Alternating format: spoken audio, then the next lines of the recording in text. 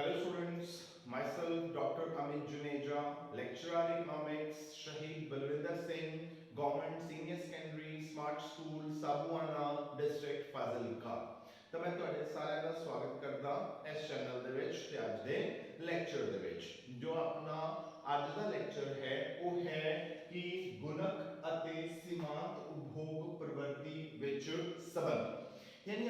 अपने पिछले लेक्चर दे विच गल कीती सी भी जो भी गुणक दा फार्मूला है वो ये कहता है कि गुणक ते सीमांत उपभोग प्रवृत्ति दोनों में जुड़ा है वो सीधा संबंध होया करता है। मतलब कि सीमांत उपभोग प्रवृत्ति जितनी ज्यादा होएगी गुणक का मूल उतना ज्यादा होएगा ते सीमांत उपभोग प्रवृत्ति जितनी घट होएगी गुणक का मूल उतना ही घट होएगा। हम आज आप ऐसे ही संबंध ਨੂੰ ਜਿਹੜਾ ਹੈ ਉਹ ਐਕਸਪਲੇਨ ਕਰਨਾ ਹੈ ਕਿ ਕਿਉਂ ਸੀਮਾਂਤ ਉਪਭੋਗ ਪ੍ਰਵਰਤੀ ਦੇ ਵੱਧ ਹੋਣ ਤੇ ਗੁਣਕ ਦਾ ਮੁੱਲ ਵੱਧ ਹੁੰਦਾ ਹੈ ਤੇ ਕਿਉਂ ਸੀਮਾਂਤ ਉਪਭੋਗ ਪ੍ਰਵਰਤੀ ਦੇ ਘੱਟ ਹੋਣ ਤੇ ਗੁਣਕ ਦਾ ਮੁੱਲ ਘੱਟ ਹੁੰਦਾ ਹੈ। ਤਾਂ ਆਪਾਂ ਸਭ ਤੋਂ ਪਹਿਲਾਂ ਇੱਕ ਫਾਰਮੂਲਾ ਅਗਰ ਤੁਹਾਨੂੰ ਯਾਦ ਹੋਵੇ ਤਾਂ ਆਪਾਂ ਆਪਣੇ ਪਿਛਲੇ ਲੈਕਚਰ ਦੇ ਵਿੱਚ ਕੀਤਾ ਸੀ 1/1 MPC यानी MPC यानी कि marginal propensity to consume. Marginal मतलब सीमांत, प्रोपेंसिटी मतलब प्रवृत्ति ते कंज्यूम मतलब उपभोग। यानी कि अगर आप ऊपर एक लिखिए नीचे एक दे विचों अपनी सीमांत उपभोग प्रवृत्ति नु माइनस कर दिए तो वो कितने बराबर आएगा वो अपना गुणक दा फार्मूला जिहड़ा है तो बन जाएगा। हुन आपां ये देखना है कि एक्चुअली ये फार्मूला जिहड़ा है वो बनया किवें, क्योंकि अगर आपां नु ये फार्मूला बनाना आ गया तो आपां नु गुणक दा ते सीमांत उपभोग प्रवृत्ति दा जिहड़ा संबंध है वो भी अपने आप समझ जिहड़ा है वो आ जाएगा। तो अपना आज दा मेन टॉपिक जिहड़ा रहेगा वो इस फार्मूले नु प्राप्त करना जिहड़ा है वो रहेगा। तो हुन ये फार्मूला किवें आया आपां उस फार्मूले नु जिहड़ा है वो समझदे हां। तो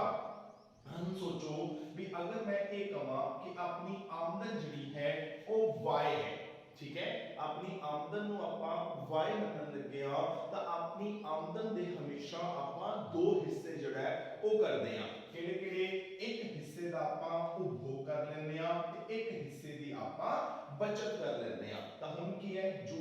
जेड़ी चीज आपां मनदे पए हां आपां ओनु साइड ते जिहड़ा है वो लिख लैंदे हां। यानी कि y की है वो अपनी आमदन है, c की है वो अपना उपभोग है ते s जिहड़ा है वो की है वो अपनी बचत है। यानी अपनी जितनी आमदन होएगी आपां उनके दो हिस्से कर लांगे। पहला उस हिस्से दा आपां उपभोग कर लांगे मतलब उन्होंने आपां वर्तन दे ऊपर जिहड़ा है चीज़ां नु खान पीन दे ऊपर या होर चीज़ां नु खरीदन दे ऊपर आपां खर्च कर देंगे। दूसरे हिस्से दी आपां की कर लांगे बचत कर लांगे। पर सोच के देखो कि जदों अर्थव्यवस्था विच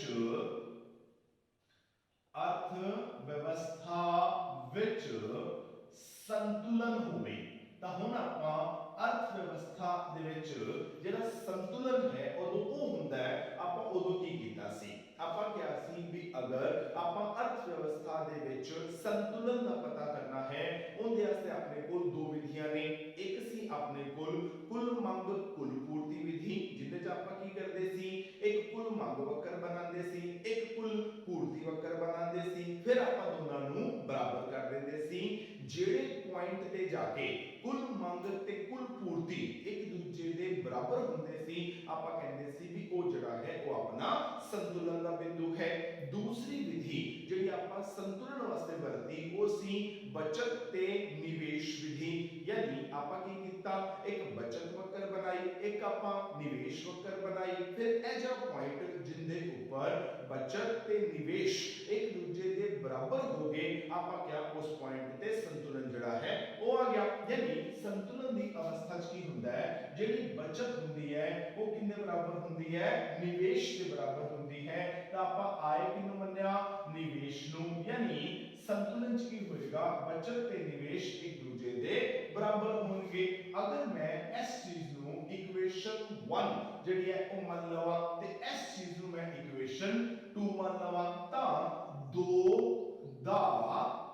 मुल ਇੱਕ ਵਿੱਚ ਭਰਨ ਤੇ ਤਾਂ ਆਪਾਂ ਕੀ ਕਰਦੇ ਆ ਜਿਹੜੀ ਇਹ ਸੈਕਿੰਡ ਇਕੁਏਸ਼ਨ ਹੈ ਇਹਦਾ ਮੁੱਲ ਆਪਾਂ ਪਹਿਲੀ ਇਕੁਏਸ਼ਨ ਚ ਭਰ ਦਿੰਦੇ ਆ ਤਾਂ y ਕਿੰਨੇ ਬਰਾਬਰ ਹੋ ਗਿਆ c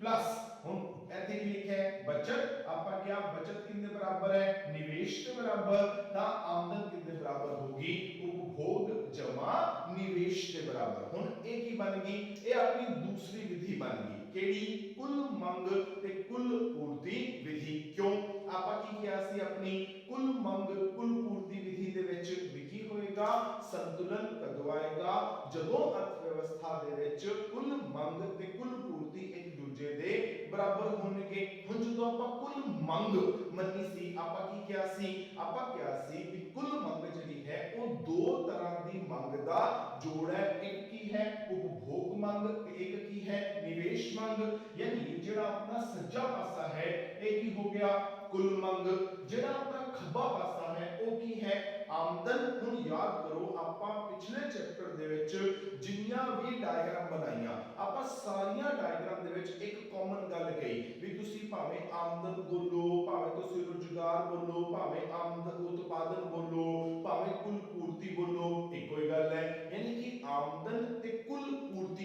ਕੀ ਹੁੰਦੇ ਨੇ ਇੱਕ ਦੂਜੇ ਦੇ ਬਰਾਬਰ ਹੁੰਦੇ ਨੇ ਤਾਂ ਆ y ਆਪਾਂ ਕਿਹਨੂੰ ਮੰਨਿਆ ਸੀ ਆਮਦਨ ਨੂੰ ਤੇ ਇਹ ਕੀ ਹੋਗੀ ਆਪਣੀ ਕੁੱਲ ਪੂਰਤੀ ਜਿਹੜੀ ਹੈ ਉਹ ਹੋਗੀ ਯਾਨੀ ਆਪਾਂ ਜੋ ਇੱਕ ਗੁਣਕ ਦਾ ਮੁੱਲ ਨਿਕਾਲਦੇ ਪਏ ਆ ਉਹ ਆਪਾਂ ਕਿਹੜੀ ਅਵਸਥਾ ਦੇ ਵਿੱਚ ਨਿਕਾਲਦੇ ਪਏ ਆ ਸੰਤੁਲਨ ਦੀ ਅਵਸਥਾ ਦੇ ਵਿੱਚ ਆਪਾਂ ਇਹ ਮੰਨ ਕੇ ਚੱਲ ਰਹੇ ਆ ਕਿ ਅਰਥ ਵਿਵਸਥਾ ਦੇ ਵਿੱਚ ਜਿਹੜਾ ਹੈ ਉਹ ਕੀ ਹੈ ਉਹ ਸੰਤੁਲਨ ਹੈ ਹੁਣ ਆਪਾਂ ਇਹ ਤਾਂ ਨਹੀਂ ਕਹਿ ਰਹੇ ਵੀ ਜਿਹੜਾ ਸੰਤੁਲਨ ਹੈ ਉਹ ਪੂਰਨ ਰੋਜ਼ਗਾਰ ਤੇ ਹੀ ਹੈਗਾ ਉਹ ਸੰਤੁਲਨ ਤਾਂ ਕਿਤੇ ਮਰਜ਼ੀ ਹੋ ਸਕਦਾ ਹੈ ਕੋਈ ਨਾ ਕੋਈ ਐਜਾ ਪੁਆਇੰਟ ਤਾਂ ਜ਼ਰੂਰ ਹੋਏਗਾ ਜਿੱਥੇ ਕੁੱਲ ਮੰਗ ਤੇ ਕੁੱਲ ਪੂਰਤੀ ਇੱਕ ਦੂਜੇ ਦੇ ਬਰਾਬਰ ਹੋਣਗੇ ਜਾਂ ਬਚਤ ਤੇ ਨਿਵੇਸ਼ ਇੱਕ ਦੂਜੇ ਦੇ ਬਰਾਬਰ ਹੋਣਗੇ ਤਾਂ ਉਹਦੇ ਵਿੱਚ ਕੋਈ ਫਰਕ ਨਹੀਂ ਹੈ ਤਾਂ ਆ ਬਣ ਗਈ ਆਪਣੀ ਇਕੁਏਸ਼ਨ ਹੁਣ ਸੋਚੋ ਵੀ ਅਗਰ ਇਸ ਇਕੁਏਸ਼ਨ ਨੂੰ ਆਪਾਂ 3 ਮੰਨ ਲਈਏ ਹੁਣ मैं की करा ये मेरी आमदन है ये की है उपभोग है ये की है निवेश है मैं की करदा दोनों पासे बदलाव ले आना हुन हमेशा की तरह आपा बदलाव नु किंदे द्वारा दिखाने आ डेल्टा द्वारा तो मैं इधर खब्बे पासे भी की करदा डेल्टा लगा देना इधर भी की करदा डेल्टा लगा देना इधर भी की करदा डेल्टा लगा देना यानी जिवें की आमदन जड़ी है वो किंदे बराबर हुंदी है उपभोग जमा निवेश उਵੇਂ ही आमदन विच बदलाव किंदे बराबर होएगा उपभोग विच बदलाव प्लस निवेश विच बदलाव ये अपनी इक्वेशन जड़ी है ਆਪਾਂ ਇਹਨੂੰ 4 ਮੰਨ ਲੈਂਦੇ ਆ ਹੁਣ ਆਪਾਂ ਕੀ ਕਰਦੇ ਆ ਸੋਚੋ ਵੀ ਜਿਹੜਾ ਆਪਣਾ ਪਹਿਲਾ ਗੁਣਕ ਦਾ ਫਾਰਮੂਲਾ ਸੀ ਉਹ ਕਿੰਨੇ ਬਰਾਬਰ ਸੀ ਜਿਹੜਾ ਆਪਣਾ ਗੁਣਕ ਦਾ ਫਾਰਮੂਲਾ ਸੀ ਉਹ ਸੀ delta y upon delta i ਯਾਦ ਕਰੋ ਨਿਵੇਸ਼ ਵਿੱਚ ਬਦਲਾਵ ऊपर क्या आया सी आमदन विच बदलाव मान लो भी अपने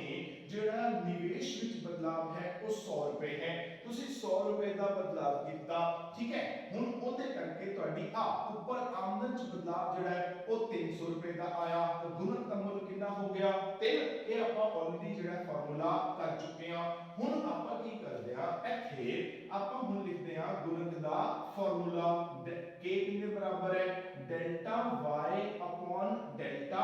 i ਦੇ ਬਰਾਬਰ ਹੈ ਇਹਨੂੰ ਆਪਾਂ ਇਕੁਏਸ਼ਨ 5 ਮੰਨ ਲੈਂਦੇ ਆ ਹੁਣ ਸੋਚੋ ਵੀ ਇੱਥੇ ਆਪਾਂ ਨੂੰ ਵੈਲਿਊ ਕਿੰਨੀ ਦਿੱਤੀ ਹੋਈ ਹੈ डेल्टा i ਦੀ यानी अगर मैं चाहा ਤਾਂ ਇਕੁਏਸ਼ਨ 4 ਤੋਂ मैं डेल्टा i ਦੀ ਵੈਲਿਊ ਜਿਹੜੀ ਹੈ ਉਹ ਕੱਢ ਸਕਦਾ ਤਾਂ डेल्टा i ਕਿੰਨੇ ਬਰਾਬਰ ਹੈ ਮੈਂ ਇਹਦਾ ਮੁੱਲ ਕੱਢਣਾ ਹੈ ਇਹਨੂੰ ਚੱਕ ਕੇ ਇੱਧਰ ਲੈ ਜਾਂਦੇ ਆ ਅਗਰ ਇਹਨੂੰ ਚੱਕ ਕੇ ਇੱਧਰ ਲੈ ਕੇ ਜਾਊਂਗਾ ਤਾਂ a ਪਲੱਸ ਦਾ ਇੱਧਰ ਆ ਕੇ ਕੀ ਹੋ ਜਾਏਗਾ ਮਾਈਨਸ ਦਾ ਆ ਬਣ ਗਿਆ ਇਹਨੂੰ ਆਪਾਂ ਇਕੁਏਸ਼ਨ 6 ਕਹਿ ਦਿੰਦੇ ਆ ਹੁਣ ਇਹ ਵੈਲਿਊ ਜਿਹੜੀ ਆਈ delta y minus delta c ਕਿੰਦੀ ਆਈ ਡੈਲਟਾ i ਦੀ ਤਾਂ ਆਪਾਂ ਕੀ ਕਰਦੇ ਆ 6 ਦਾ ਮੁੱਲ 5 ਵਿੱਚ ਭਰਨ ਤੇ ਤਾਂ ਇਹਦੀ ਵੈਲਿਊ ਉੱਪਰ ਪੁੱਟ ਕਰ ਦਿਓ ਤਾਂ k ਕਿੰਨੇ ਬਰਾਬਰ ਆ ਗਿਆ delta y upon delta y minus delta c ਦੇ ਬਰਾਬਰ ਹੋ ਗਿਆ ਹੁਣ ਦੇਖੋ ਆ ਆਪਣਾ ਫਾਈਨਲ ਫਾਰਮੂਲਾ ਜਿਹੜਾ ਹੁਣ ਬਣਨ ਜਾ ਰਿਹਾ ਹੈ ਤਾਂ ਆਪਾਂ ਕੀ ਕੀਤਾ ਇੱਥੇ ਕੀ ਲਿਖਿਆ ਹੋਇਆ ਸੀ डेल्टा i ਕਿੰਨੇ ਬਰਾਬਰ ਆਇਆ delta y minus delta c ਹੁਣ ਇਹ ਕਿੱਥੋਂ ਆਇਆ ਆ ਉੱਪਰੋਂ ਆਇਆ ਤਾਂ ਆਪਣਾ ਫਾਰਮੂਲਾ ਬਣ ਗਿਆ। ਹੁਣ ਆਪਾਂ ਕੀ ਕਰਦੇ ਹਾਂ ਵੀ ਜਿਹੜਾ ਉੱਪਰ ਵਾਲਾ ਤੇ ਨੀਚੇ ਵਾਲਾ ਹੈ ਇਹਨਾਂ ਦੋਨਾਂ ਨੂੰ ਆਪਾਂ ਕੀ ਕਰਦੇ ਹਾਂ ਡੈਲਟਾ y ਨਾਲ ਭਾਗ ਕਰ ਦਿੰਦੇ ਹਾਂ, ਯਾਨੀ ਕਿ ਜਿਹੜਾ ਆਪਣਾ ਨਿਊਮੀਨੇਟਰ ਹੈ ਅਤੇ ਜਿਹੜਾ ਆਪਣਾ ਡਿਨੋਮੀਨੇਟਰ ਹੈ ਉਹਨਾਂ ਨੂੰ ਡੈਲਟਾ y ਨਾਲ ਭਾਗ ਕਰਨ ਤੇ मतलब जो ऊपर वाली रकम है इन्हों भी डेल्टा y नाल भाग कर देना है, ਜਿਹੜੀ ਥੱਲੇ ਵਾਲੀ ਰਕਮ ਹੈ इन्हों भी डेल्टा y नाल भाग कर देना है ਤਾਂ ਕੀ ਬਣ ਜਾਏਗਾ k बराबर ऊपर देखो डेल्टा y पे है इन्हों मैं किंदे नाल भाग ਕਰਨ ਲੱਗਿਆ डेल्टा y नाल, नीचे की पे डेल्टा y इन्हों मैं किंदे नाल भाग ਕਰਨ ਲੱਗਿਆ डेल्टा y नाल, माइनस का निशान ओवे दा ओवे है आ की पे है डेल्टा c इन्हों मैं किंदे नाल भाग ਕਰਨ ਲੱਗਿਆ डेल्टा y नाल ਤਾਂ डेल्टा y ਨਾਲ डेल्टा y ਕੱਟਿਆ ਗਿਆ, डेल्टा y ਨਾਲ डेल्टा y ਕੱਟਿਆ ਗਿਆ, ਉੱਪਰ ਕਿੰਨਾ ਆ ਗਿਆ 1 ਇੱਥੇ ਵੀ ਕੀ ਆ ਗਿਆ 1। ਹੁਣ ਆ ਕੀ ਹੈ delta c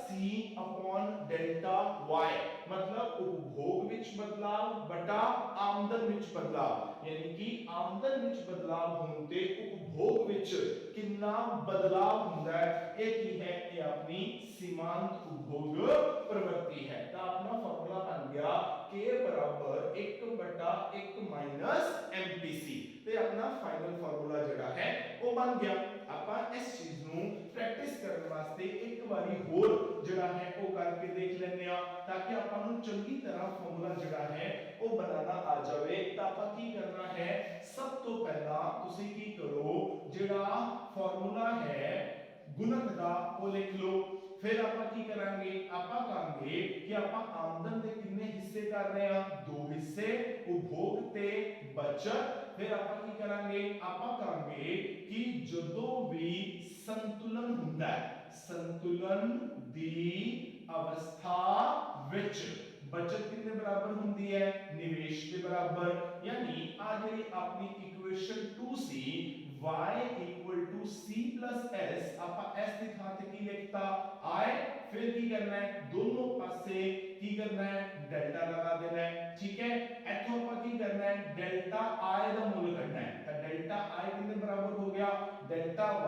minus delta c। हुन क्वेश्चन उठया भी आपा डेल्टा i का मूल क्यों कढना है क्योंकि ऊपर फार्मूले ਦੇ ਵਿੱਚ ਆਪਣੇ ਕੋਲ ਕਿੰਨਾ ਮੁੱਲ ਭਰਨਾ ਆਪਾਂ ਡੈਲਟਾ i ਦਾ ਤਾਂ ਥੱਲੇ ਵੀ ਕਿੰਨਾ ਮੁੱਲ ਕੱਢਾਂਗੇ ਡੈਲਟਾ i ਦਾ। ਇਹਨੂੰ ਆਪਾਂ ਇਕੁਏਸ਼ਨ 3 ਕਹਿ ਦਿੰਦੇ ਆ ਤਾਂ 3 ਦਾ ਮੁੱਲ 1 ਵਿੱਚ ਭਰਨ ਤੇ ਕੀ ਹੋ ਜਾਏਗਾ k ਬਰਾबर delta y upon delta y minus delta c। फिर की करांगे ऊपर वाले ते नीचे वाले दोनों ਨੂੰ ਕੀ ਕਰਾਂਗੇ डेल्टा y ਨਾਲ ਭਾਗ ਕਰ ਦਿਆਂਗੇ ਤਾਂ ਇੱਧਰ ਕੀ ਆ ਜਾਏਗਾ डेल्टा c डेल्टा y ਨਾਲ डेल्टा y ਕੱਟਿਆ ਜਾਣਾ ਹੈ डेल्टा y ਨਾਲ डेल्टा y ਕੱਟਿਆ ਜਾਣਾ ਹੈ 1/1 ਮਾਈਨਸ MPC ਜਿਹੜਾ ਹੈ ਇਹ ਆਪਣਾ ਗੁਣਕ ਦਾ ਫਾਰਮੂਲਾ ਜਿਹੜਾ ਹੈ ਉਹ ਬਣ ਜਾਏਗਾ। ਹੁਣ ਇੱਕ ਚੀਜ਼ ਹੋਰ ਦੇਖੋ ਆਪਾਂ ਕਿਹਾ ਵੀ ਗੁਣਕ ਕਿੰਨੇ ਬਰਾबर ਆਇਆ 1/1 ਮਾਈਨਸ MPC ਦੇ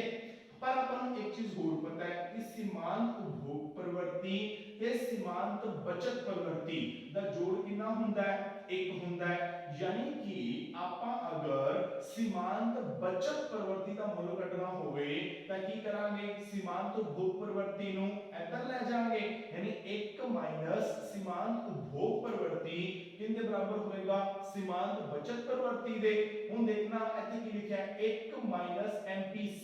आ भी की है 1 माइनस MPC तो 1 कितने बराबर है 1/MPS के बराबर। यानी हम देखो जेड़ा गुणक है ये ऊपर पे है जेडी सीमांत बचत प्रवृत्ति है वो की पई है थल्ले पई है क्योंकि वो 1 है यानी n दे ते n दे विच की है आपस दे विच उल्टा संबंध है मतलब की होएगा भी सीमांत बचत प्रवृत्ति जितनी ज्यादा होएगी गुणक का मूल उतना घट होएगा जितनी सीमांत बचत प्रवृत्ति है वो जितनी घट होएगी गुणक का मूल उतना ज्यादा होएगा। तो अपने कोल पूरे दे पूरे चैप्टर दे विच सिर्फ गुणक दे दो ही फार्मूले ने एक केड़ा है delta y upon delta i दूसरा केड़ा है 1/1 माइनस MPC। ना लिखा होएगा तो की लिखा होएगा 1/MPS जड़ा है वो लिखा होएगा। मतलब अगर 1/1 माइनस सीमांत उपभोग प्रवृत्ति ना लिखा होया तो 1 सीमांत बचत प्रवृत्ति जड़ा है वो लिखा होएगा। यानी हुन अपने कोल मुक्ते गल है भी अपने कोल टोटल दो फार्मूले ने, एक फार्मूला ए वाला है, एक फार्मूला ए वाला है। हुन ए दोनों ता उल्टे ने, चलो तुसी 3 मनने ने ता 3 मान लो, ता एक ए हो गया, एक ए हो गया, एक अपने कोल ए वाला फार्मूला जेड़ा है वो हो गया। यानी अपने कोल गुणक दे टोटल कितने फार्मूले हो गए, 3 फार्मूले जेड़े हैं वो हो गए। हुन आपां की करदे हां, ए कह रहे हां भी जेड़ी सीमांत उपभोग प्रवृत्ति है उनदे नाल गुणक दा की है सीधा संबंध है, ते जेड़ी बचत प्रवृत्ति है उनदे नाल की है उल्टा संबंध है। पर आपां हुन एवें तां नहीं कह सकदे कि सीमांत उपभोग प्रवृत्ति नाल गुणक दा सीधा संबंध है। मतलब सीमांत उपभोग प्रवृत्ति जिन्नी ज्यादा गुणक दा मुल उन्ना ज्यादा, ते सीमांत उपभोग प्रवृत्ति जिन्नी घट गुणक दा मुल उन्ना घट। इस तरह ही मैं क्या भी जेडी सीमांत बचत प्रवृत्ति है उनदे नाल गुणक दा उल्टा संबंध है। मतलब सीमांत बचत प्रवृत्ति जिन्नी ज्यादा गुणक दा मुल उन्ना घट, ते सीमांत बचत प्रवृत्ति जिन्नी घट गुणक दा मुल उन्ना ज्यादा। यानी जेड़ा गुणक है वो सीमांत बचत प्रवृत्ति नाल उल्टा चलेगा, ते सीमांत उपभोग प्रवृत्ति नाले सीधा चलेगा। किवें चलेगा आप एनु एक एग्जांपल दे नाल जेड़ा है वो प्रूव करांगे। आप एनु क्रैम जेड़ा है वो नहीं करना। ਤਾਂ हम किवें एनु प्रूव कर सकते हां, ਆਪਾਂ ਕੀ ਕਰਦੇ ਹਾਂ, ਆਪਾਂ ਨਾ ਇਹਨੂੰ ਫਾਰਮੂਲੇਸ ਦੇ ਵਿੱਚ ਵੈਲਿਊਜ਼ ਪੁੱਟ ਕਰਕੇ ਜਿਹੜਾ ਹੈ ਉਹ ਆਪਾਂ ਦੇਖ ਲੈਂਦੇ ਆ। ਤਾਂ ਸ਼ੁਰੂਆਤ ਦੇ ਵਿੱਚ ਨਾ ਹੁਣ ਇਹ ਸਿਰਫ ਇੱਕ ਚੀਜ਼ ਯਾਦ ਰੱਖਣੀ ਹੈ ਕਿ ਕੀ ਹੋਏਗਾ ਵੀ ਜਿਹੜੀ सीमांत उपभोग प्रवृत्ति ते सीमांत बचत प्रवृत्ति का मुल जेड़ा है वो कितने बराबर हुंदा है, 1 के बराबर हुंदा है। मतलब सीमांत उपभोग प्रवृत्ति प्लस सीमांत बचत प्रवृत्ति बराबर कितना होएगा, 1 होएगा। ये अपन नु याद रखना पड़ेगा, ठीक है, क्योंकि अपन नु प्रूफ भी जेड़ा है वो कर चुके हैं। सपोज करो भी आपा कहने आ भी सीमांत उपभोग प्रवृत्ति जेड़ी है वो है अपने कोल 0.2, ठीक है। 0.2 ਦਾ मतलब ਕੀ ਹੋਇਆ 20%, क्योंकि अगर आप ਇਹਨੂੰ 100 ਨਾਲ ਗੁਣਾ ਕਰੀਏ ਇਹਨੂੰ ਪ੍ਰਤੀਸ਼ਤ ਬਣਾਉਣ ਵਾਸਤੇ ਤਾਂ ਕੀ ਹੋਏਗਾ, ਅਗਰ 0.2 ਨੂੰ ਅਗਰ ਆਪਾਂ 100 ਨਾਲ ਗੁਣਾ ਕਰੀਏ ਤਾਂ ਕਿੰਨਾ ਆਏਗਾ 20, यानी कि 20%। मतलब वो कहता है कि ਜਿਹੜੀ ਮੇਰੀ सीमांत उपभोग प्रवृत्ति है वो कितनी है 20% है। मतलब अगर मेरी आमदन में कोई बदलाव होता है तो मैं उनका 20% की करांगा उपभोग करांगा। ना मतलब जे 20% उपभोग करेगा तो फिर बचत कितनी करेगा 80% दी। यानी इधर उनके मुकाबले सीमांत बचत प्रवृत्ति कितनी होगी 0.8। वैसे भी अगर आप फॉर्मूले च भी वैल्यू पुट करिए तब भी उत्थों निकल सकता है। देखो एन दी वैल्यू कितनी पुट करांगे 0.2 प्लस सीमांत बचत प्रवृत्ति बराबर 1। सीमांत बचत प्रवृत्ति कितने बराबर आया आ 0.2 ਨੂੰ ਚੱਕ ਕੇ ਇੱਧਰ ਲੈ ਜਾਣੇ ਤਾਂ 1 ਦੇ ਵਿੱਚੋਂ ਅਗਰ ਆਪਾਂ 0.2 ਮਾਈਨਸ ਕਰ ਦਿਆਂਗੇ ਆंसर कितना आएगा 0.8। यानी अगर इधर सीमांत उपभोग प्रवृत्ति 0.2 है तो उनके बिल्कुल सामने सीमांत बचत प्रवृत्ति कितनी होएगी 0.8 होएगी। हुन ਇਹਦੇ मुताबिक अपने गुणक ਦਾ फार्मूला की है 1/1 माइनस सीमांत उपभोग प्रवृत्ति 1/1 माइनस 0.2 1/0.8 ਤਾਂ 1/8/10 10/8 2 ਤੇ ਕੱਟੇ ਜਾਣਗੇ 5/4 ਤਾਂ ਕਿੰਨਾ ਆ ਗਿਆ 1.25। ਆਪਣਾ ਪਹਿਲਾ ਗੁਣਕ ਦਾ ਆਨਸਰ ਜਿਹੜਾ ਹੈ ਉਹ ਆ ਗਿਆ। ਹੁਣ ਜਦੋਂ मैं ਇਹਦਾ ਫਾਰਮੂਲਾ बनाया मैं की क्या एक कितने बराबर है, अगर मैं सीमांत बचत प्रवृत्ति का संबंध दिखाना चाहना तो गुणक कितने बराबर है 1 सीमांत बचत प्रवृत्ति। हुन अपनी बचत प्रवृत्ति कितनी है 0.8 1/0.8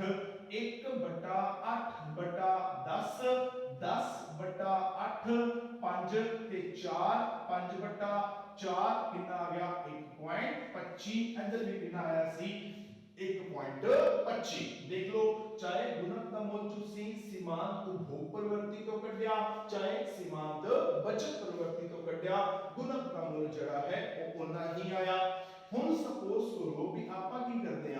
ਆਪਣੀ ਸੀਮਾਂਤ ਉਪਭੋਗ ਪ੍ਰਵਰਤੀ ਜਿਹੜੀ ਹੈ ਉਹ ਵਧਾ ਦਿੰਦੇ ਆ ਹੁਣ ਇਹ ਹੋਗੀ 0.5 मतलब कहता की है भी अगर हुन किसी व्यक्ति दी आमदन विच बदलाव आंदा है तो कहता है कि मेरी जिहड़ी सीमांत उपभोग प्रवृत्ति है वो कितनी है 0.5 है कहना मतलब की है भी अगर मेरी आमदन दे विच बदलाव आएगा तो मैं उनका 0.5 यानी कि 50% जिहड़ा है वो उपभोग करांगा अगर वो 50% उपभोग करेगा तो फिर बचत भी कितनी करेगा 50% दी ऐसा मतलब कि अपनी सीमांत बचत प्रवृत्ति भी कितनी हो जाएगी 0.5 क्योंकि एंदा ते एंदा जोड़ जिहड़ा है वो कितने बराबर है 1 के बराबर है वैल्यू पुट करके देख सकते हो ता 0.5 प्लस सीमांत बचत प्रवृत्ति बराबर 1 सीमांत बचत प्रवृत्ति ਦਾ ਮੁੱਲ ਕੱਢਣਾ ਹੈ ਆ 0.5 ਨੂੰ ਇੱਧਰ ਲੈ ਜਾਣਾ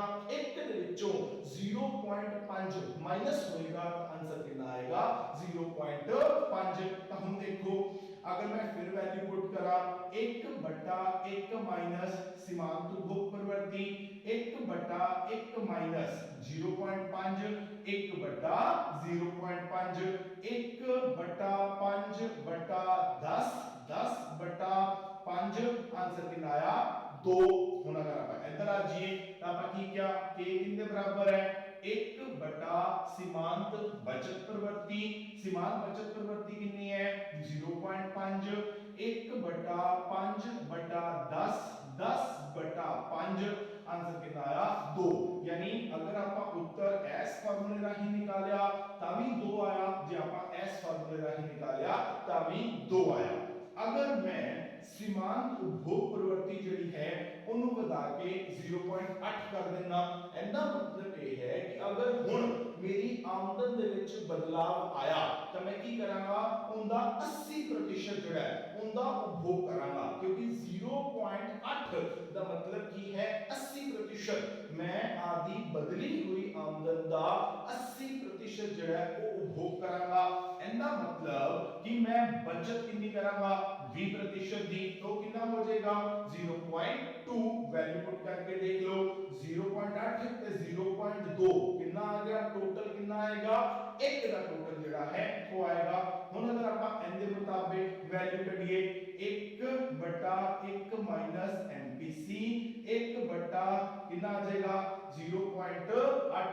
1/0.2 ठीक है ता 1/2/10 10/2 आंसर कितना आ गया 5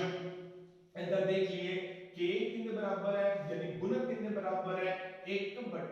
सीमांत बचत प्रवृत्ति सीमांत बचत प्रवृत्ति कितनी है 0.2 1/2/10 10/2 आंसर कितना आ गया 5 यानी कि फार्मूला चाहे मैं सीमांत उपभोग प्रवृत्ति वाला लगा रहा चाहे मैं सीमांत बचत प्रवृत्ति वाला लगा रहा गुणक का मूल्य हमेशा मेरा सेम आ रहा है एक वैल्यू और पुट करके देख लेने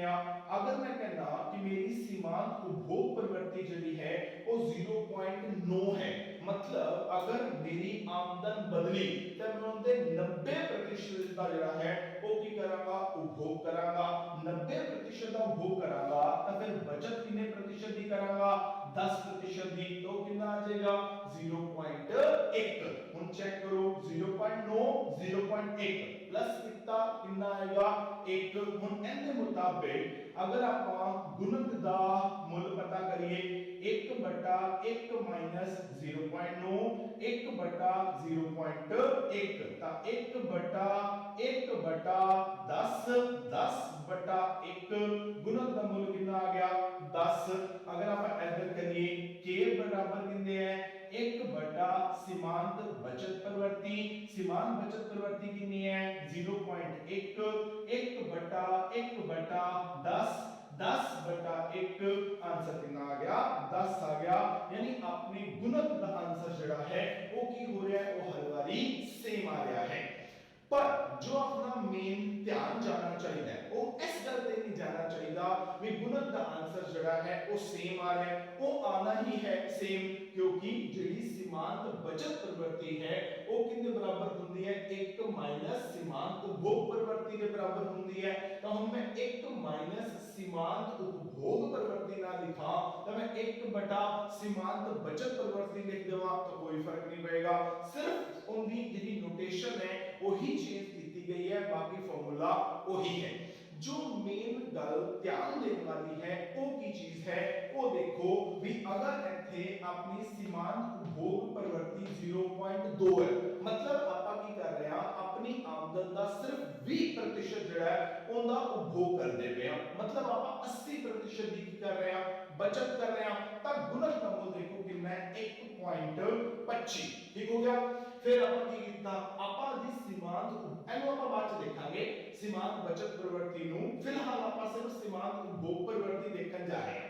तो अपनी सीमांत उपभोग प्रवृत्ति जड़ी है वो 0.2 सी, मतलब आपा अपनी वधी हुई आमदन दा सिर्फ ते सिर्फ 20% जड़ा है वो उपभोग करते पे सी। जे आपा 20% दा उपभोग कर रहे सी तो फिर की होया आपने गुणक का मूल कितना आया 1.25। एंदा मतलब की है, एंदा मतलब है वो ये कह रहे हैं कि जेकर तुसी निवेश करते हो तो उनके बदले जो ਤੁਹਾਨੂੰ मिलेगा वो कितने गुना मिलेगा, सवा गुना मिलेगा। 1.25 कितना ਹੁੰਦਾ है सवा, तो सवा गुना मिलना है। मतलब अगर आप आज की तारीख दे विच किसी काम दे विच की करिए 100 रुपए लगा दिए तो 100 रुपए का सवा गुना कितना हो गया 25 रुपए होर मिलणगे, यानी ਤੁਹਾਨੂੰ कितना मिलेगा 125 रुपए ਜਿਹੜੇ ਨੇ ਉਹ ਮਿਲਨੇ ਨੇ। ਹੁਣ ਆਪਾਂ ਇਹਨੂੰ ਪ੍ਰੂਫ ਵੀ ਕਰ ਸਕਦੇ ਆ, ਦੇਖੋ k ਕਿੰਨੇ ਬਰਾबर है delta y upon delta i, ਆਪਾਂ ਨੂੰ k ਦਾ ਮੁੱਲ ਪਤਾ ਲੱਗ ਗਿਆ ਕਿੰਨਾ 1.25, ਆਪਾਂ ਨੂੰ ਮਿਲੇਗਾ ਕਿੰਨਾ ਉਹ ਕੀ ਆਪਣੀ ਆਮਦਨ ਹੈ ਉਹ ਆਪਾਂ ਨੂੰ ਪਤਾ ਨਹੀਂ। ਮੰਨ ਆਪਾਂ ਨਿਵੇਸ਼ ਕਰਦੇ ਆ 100 रुपए ਦਾ ਤਾਂ डेल्टा y ਕਿੰਨੇ ਬਰਾबर ਆ ਜਾਏਗਾ ਆ 100 ਇੱਧਰ ਜਾ ਕੇ गुना हो जाएगा तो कितना मिलेगा ਤੁਹਾਨੂੰ 125 रुपए ਜਿਹੜਾ है वो मिलेगा, ठीक हो गया। मतलब 1.25 मतलब की होया गुना होना है, क्योंकि 1.25 ਜਿਹੜੀ वैल्यू आई है वो किस चीज ਦੀ आई है गुणक ਦੀ वैल्यू आई है। तो गुणक मतलब गुना, वो कहंदा है भी जिन्ना ਤੁਸੀਂ ਲਾਓਗੇ ਉਸ ਤੋਂ कितने गुना मिलेगा सवा गुना मिलना है, यानी अगर 100 रुपए लगाओगे तो ये मिलेगा कितना 125 रुपए ਜਿਹੜੇ ਨੇ ਉਹ ਮਿਲਣਗੇ। ਹੁਣ ਅਗਰ ਆਪਾਂ ਇੱਥੇ ਆ ਜਾਈਏ, ਹੁਣ ਆਪਾਂ ਕੀ ਕੀਤਾ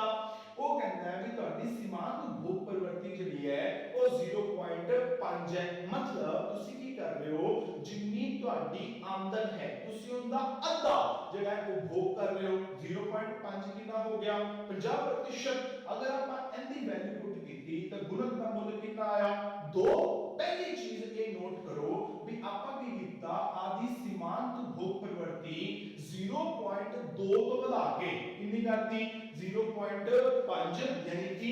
20% तो बढ़ा के कितनी करती 50%। सीमांत उपभोग प्रवृत्ति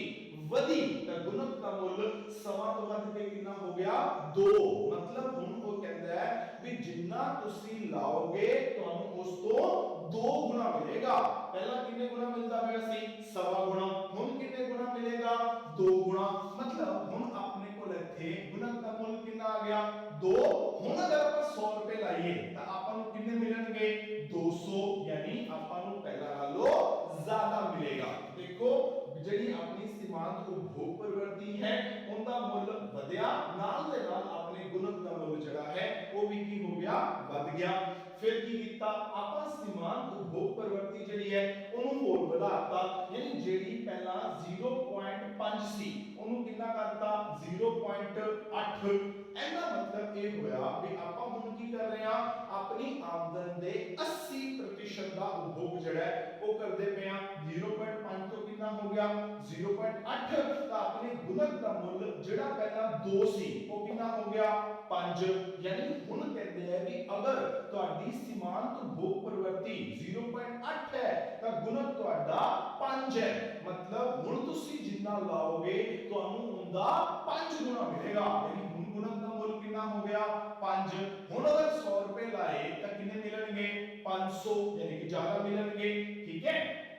ਹੁਣ ਆਪਾਂ ਕੀ ਕੀਤਾ ਆਪਾਂ ਸੀਮਾਂਤ ਉਪਭੋਗ ਪ੍ਰਵਰਤੀ ਵਧਾ ਕੇ 0.9 ਕਰਤੀ ਮਤਲਬ ਹੁਣ ਆਪਾਂ ਆਪਣੀ ਵਧੀ ਹੋਈ ਆਮਦਨ ਦੇ 90% ਦਾ ਉਪਭੋਗ ਕਰਦੇ ਪਿਆ ਮਤਲਬ ਸਿਰਫ 10% ਦੀ ਬਚਤ ਹੋ ਰਹੀ ਹੈ 90% ਦਾ ਉਪਭੋਗ ਹੋ ਰਿਹਾ ਹੈ। ਅਗਰ ਆਪਣੀ ਸੀਮਾਂਤ ਉਪਭੋਗ ਪ੍ਰਵਰਤੀ 0.9 ਹੈ ਉਹਦੇ ਮੁਤਾਬਿਕ ਆਪਣੇ ਗੁਣਕ ਦਾ ਮੁੱਲ ਕਿੰਨਾ ਹੈ 10 ਯਾਨੀ ਉਹ ਕਹਿੰਦਾ ਹੁਣ गुणक का मूल्य 10 है मतलब हुन जिन्ना तुसी लाओगे ਤੁਹਾਨੂੰ ਉਹਦਾ 10 गुना मिलेगा यानी हुन गुणक का मूल्य कितना हो गया 10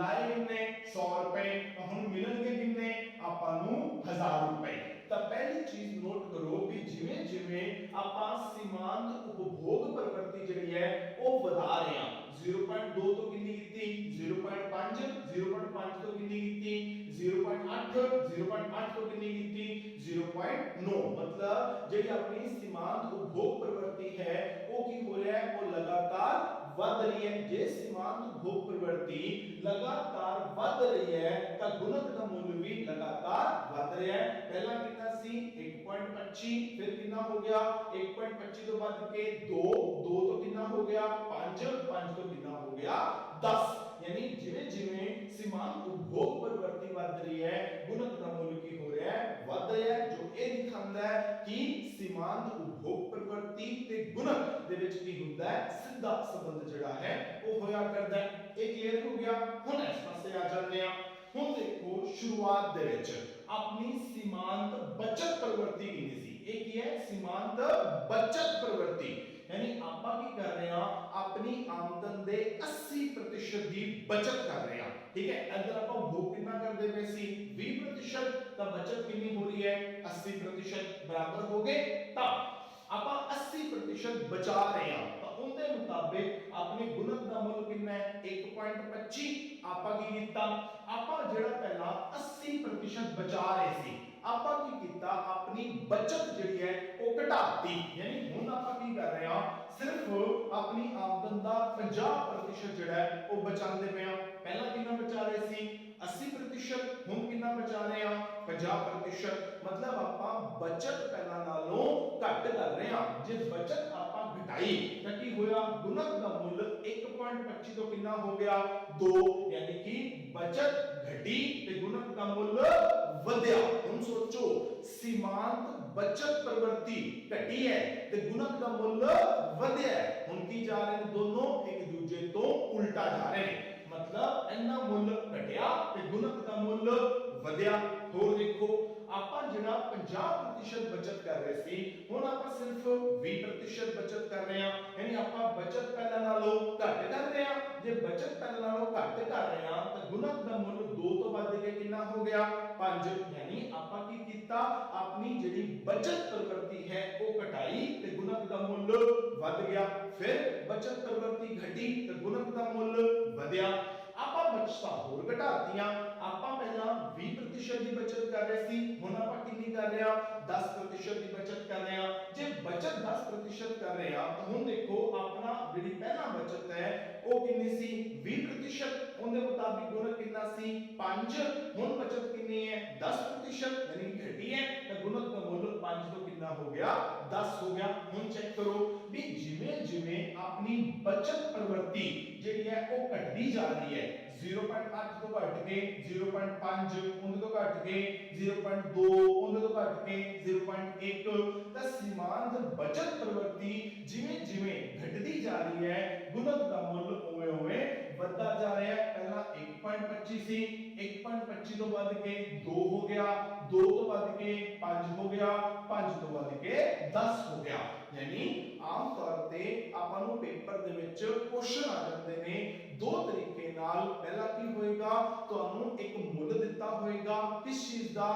ਜਾਂ ਤਾਂ ਤੁਹਾਨੂੰ ਉਹ ਸੀਮਾਂਤ ਉਪਭੋਗ ਪ੍ਰਵਰਤੀ ਦਾ ਮੁੱਲ ਦੇ ਦੇਗਾ ਜਾਂ ਸੀਮਾਂਤ ਬਚਤ ਪ੍ਰਵਰਤੀ ਦਾ ਮੁੱਲ ਦੇ ਦੇਗਾ। ਇਹਨਾਂ ਦੋਨਾਂ ਚੋਂ ਇੱਕ ਦਾ ਮੁੱਲ ਜਿਹੜਾ ਹੈ ਉਹ ਦਿੱਤਾ ਹੋਏਗਾ। ਜੇ ਤਾਂ ਤੁਹਾਨੂੰ ਸੀਮਾਂਤ ਉਪਭੋਗ ਪ੍ਰਵਰਤੀ ਦਾ ਮੁੱਲ ਦਿੱਤਾ ਹੋਵੇ ਰਿਪੀਟ ਕਰ ਰਿਹਾ ਵੀ ਜੇਕਰ ਤੁਹਾਨੂੰ ਸੀਮਾਂਤ ਉਪਭੋਗ ਪ੍ਰਵਰਤੀ ਦਾ ਮੁੱਲ ਦਿੱਤਾ ਹੋਵੇ ਤਾਂ ਫਿਰ ਕਿਹੜਾ ਫਾਰਮੂਲਾ ਲਾਵਾਂਗੇ k ਬਰਾਬਰ 1/1 ਮਾਈਨਸ ਸੀਮਾਂਤ ਉਪਭੋਗ ਪ੍ਰਵਰਤੀ। ਆ ਫਾਰਮੂਲਾ ਲਾ ਕੇ ਸੀਮਾਂਤ ਉਪਭੋਗ ਪ੍ਰਵਰਤੀ ਦੀ ਦੀ ਵੈਲਿਊ ਪੁੱਟ ਕਰਕੇ ਤੁਸੀਂ ਗੁਣਕ ਦੀ ਵੈਲਿਊ ਜਿਹੜੀ ਹੈ ਉਹ ਨਿਕਾਲ ਸਕਦੇ ਹੋ।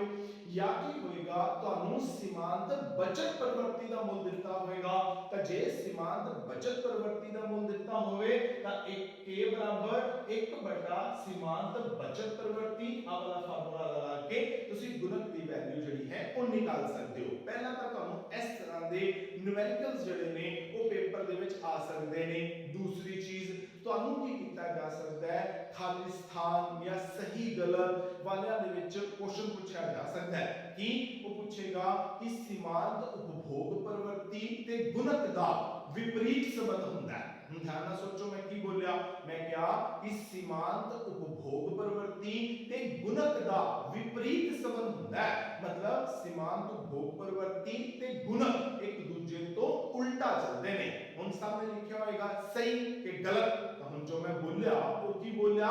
गलत बोलिया। क्यों? क्योंकि सीमांत उपभोग प्रवृत्ति ते गुणक इन्हां दा संबंध की है सीधा है। देखो सीमांत उपभोग प्रवृत्ति बढ़ रही है तो गुणक का मूल्य जरा लगातार बढ़ रहा है। ता सही रकम की है कि सीमांत उपभोग प्रवृत्ति ते गुणक दा सीधा संबंध है। अगर पूछे कि सीमांत बचत प्रवृत्ति ते गुणक दा विपरीत संबंध है तो क्या हो जाएगा? सही होएगा, क्योंकि सीमांत बचत प्रवृत्ति देखो घट रही है, गुणक दा मूल्य की हो रहा है बढ़ रहा है, तो दोनों का संबंध की है विपरीत है। दोनों एक दूसरे तो उल्टा जड़े ने हो जा रहे हैं। तो इस तरह के न्यूमेरिकल जड़े ने वो ਤੁਹਾਨੂੰ आ सकते हैं या खाली थावां पूछिया जा सकती हैं या सही गलत जड़े ने वो पूछे जा सकते ने। तो ये अपना गुणक दा जड़ा है वो निकालन दा फार्मूला जड़ा है वो हो जाता है। नंबर 2 आपा ये देखा भी आ जड़ा फार्मूला है कि k बराबर 1 बटा 1 माइनस सीमांत उपभोग प्रवृत्ति या k बराबर 1 बटा सीमांत बचत प्रवृत्ति ये बनया किवें वो भी आपा देख लिया। हुन अपना एक मेन क्वेश्चन जड़ा है वो अंदर विच रह गया, वो ये है भी आपा ये तां कह रहे हां भी जिवें जिवें सीमांत उपभोग प्रवृत्ति वधी जा रही है नाल नाल गुणक दा मूल्य जड़ा है वो भी वधया जा रहा है। जिवें जिवें सीमांत बचत प्रवृत्ति घटी जा रही है गुणक दा मूल्य वधया जा रहा है। मतलब गुणक दा जड़ा है सीमांत उपभोग प्रवृत्ति दे नाल सीधा संबंध है, सीमांत बचत प्रवृत्ति दे नाल उल्टा संबंध है। हुन न्यूमेरिकल भी इस चीज नु प्रूव कर रहे ने, पर क्वेश्चन उठा भी ए जड़ा सीमांत उपभोग प्रवृत्ति नाल गुणक दा संबंध है वो सीधा क्यों है, या सीमांत बचत प्रवृत्ति नाल जड़ा संबंध है वो उल्टा क्यों है। वो जड़ा क्यों है उनका आंसर हाली देना बाकी है, वो आप अपने अगले लेक्चर दे विच देखांगे, जिंदे विच आपां की करांगे गुणक दी प्रक्रिया जिहड़ी है वो समझांगे ते नाल दे नाल गुणक दे कुछ होर न्यूमेरिकल्स जिहड़े ने वो भी आपां देखांगे। तां मिलदे हां अपने अगले लेक्चर दे विच। उम्मीद है तुहानू लेक्चर अच्छा लग्या होएगा, समझ आया होएगा। न्यूमेरिकल्स जिहड़े ने उनकी प्रैक्टिस जरूर करके देख लिया जे। नाल दे नाल जिहड़ा आपां फार्मूला बनाया सी k बराबर 1 बटा 1 माइनस MPC इन्हू दोबारा बना के देख लिया जे, ताकि किसी भी स्टेप के ऊपर कोई कंफ्यूजन ना आए। Thank you very much.